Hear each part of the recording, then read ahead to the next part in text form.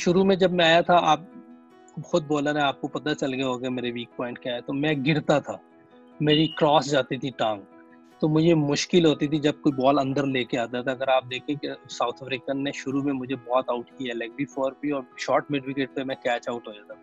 وہ پلان کر کے آتے تھے، وہ میری ویکنس کو دیکھ کر آتے تھے اور مجھے وہیں بالنگ کرتے رہتے تھے، یا وہ مجھے لیگ بی فور کر دیتے تھے یا وہ مجھے مڈ وکٹ پہ شارٹ وکٹ پہ وہ کیچ آؤٹ.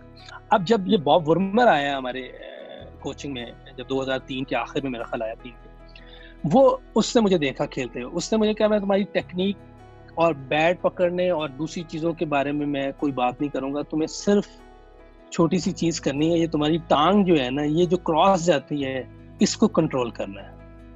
اب وہ جو کنٹرول صرف اس نے یہ نہیں بتایا ہے، بلکہ اس نے کروایا ہے میرے سے.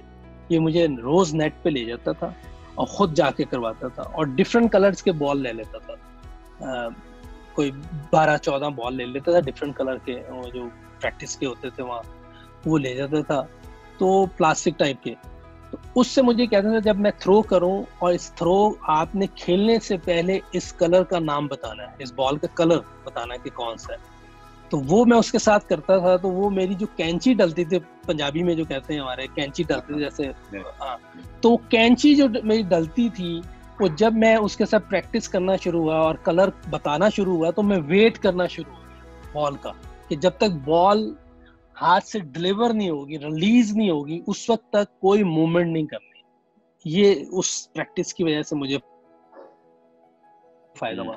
آپ کا بیلنس جو ہے وہ بہت ضروری ہے بیٹنگ میں. آپ جیسے مرضی کھڑے ہو رہے ہیں، چندر پال پتہ نہیں کس طرح منہ کر کے کھڑا ہوتا تھا، جاوید بھائی بھی ٹیڑھے کر کے کھڑے ہوتے تھے، لیکن ان کی بیلنس اور ہیڈ سٹل تھا، اور بال ریلیز ہونے سے پہلے زیادہ وہ کچھ نہیں کرتے تھے. وہ جو ایک دفعہ آ جاتے تھے، جب بالر بھاگ رہا ہوتا تھا، جب وہ سیٹ ہو جاتے تھے، اور اس وقت وہ بالکل سٹل ہو جاتے تھے، بیلنس پرفیکٹ ہوتا تھا، ہیڈ سٹل ہوتا تھا. بال ہاتھ سے ریلیز ہو تو پھر آپ نے ڈیسائیڈ کرنا ہے کہ اب آپ نے کھیلنا کیا ہے.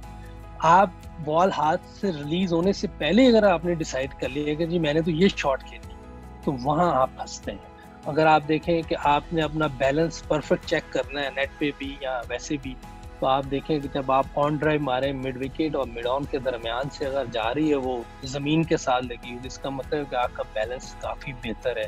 اور اسی طرح ایون آپ آف ٹائم پر بھی کھیل رہے ہیں. سکسیسفل بابر آپ دیکھیں کہ نمبر 1 T20 میں بھی اور پہلے 5 میں ون ڈے اور ٹیسٹ میں بھی. اس کی وجہ یہ ہے کہ اس کی آپ دیکھیں کہ انیشل موومنٹ بہت کم ہے، جو میں شروع سے آپ کو بتا رہا ہوں، کہ نہ اس ادھر جاتا ہے نہ ادھر جاتا ہے، اسٹل کھڑا رہتا ہے، ویٹ کرتا ہے کہ بال کہاں. اسی لیے وہ ایون کھیل رہا ہوتا ہے، اس کا ویٹ شفٹ کرتا ہے. وہ اپنا وہ کٹ بھی مارتا ہے، پل بھی مارتا ہے، ڈرائیو بھی مارتا ہے. اس کا مطلب وہ ویٹ شفٹ کر رہا ہے، وہ پری میچور کوئی چیز نہیں کر رہا، پہلے نہیں سوچا ہوا اس نے کہ میں یہ کروں گا. وہ according to situation, according to ball کھیل رہا ہے. جیسا بالر اس کو بال دے رہا ہے وہ اس حساب سے کھیل رہا، اور بالر کو رسپیکٹ دے رہا ہے. کہ یہ چیز بھی بڑی ضروری ہے کہ آپ کو اپنے اوپوننٹ کا پتہ ہونا چاہیے کہ وہ کیا ہے. بعض اوقات ایسے ہوتا ہے کہ کوئی بالر ایسا ہوتا ہے کہ آپ اس پہ اٹیک کرتے ہیں تو وہ گھبرا جاتا ہے، اور بعض بالر ایسے ہوتے ہیں کہ آپ اس پہ اٹیک کرتے ہیں وہ اس سے بھی زیادہ اچھا ہو جاتا ہے، پہلے سے بھی زیادہ اچھا ہو جاتا ہے. جیسے بیٹسمینوں کے بارے میں جب آپ لوگ کھیلتے تھے، آپ دیکھیں اسٹیو او کو اگر آپ تنگ کرتے تھے تو وہ پہلے سے زیادہ الرٹ ہو کے کھیلنا شروع ہو جاتا تھا. اچھا پلیئر وہی ہوتا ہے کہ جو ہر سچویشن میں اس سچویشن کے مطابق کھیلے، اور اس سچویشن سے اپنے آپ کو بھی نکالے اور ٹیم کو